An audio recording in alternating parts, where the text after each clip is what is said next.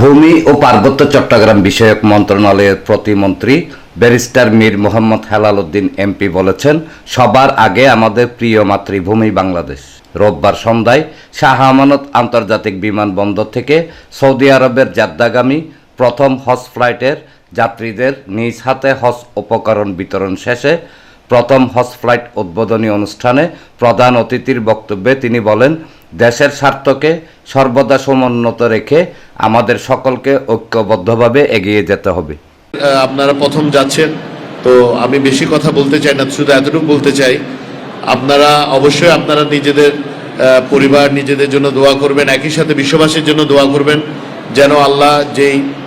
যুদ্ধর অবস্থা বিরাজ করছে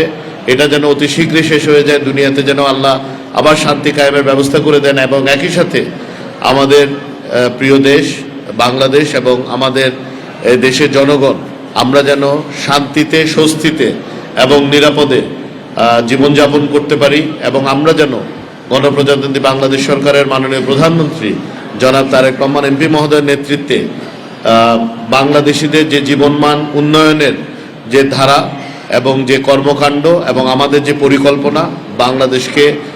সম্প্রীতির এবং বৈষম্যহীন একটি রাষ্ট্র, উন্নত সমৃদ্ধ রাষ্ট্র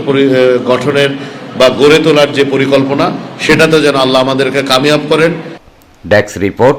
প্রগতি 24 টিভি।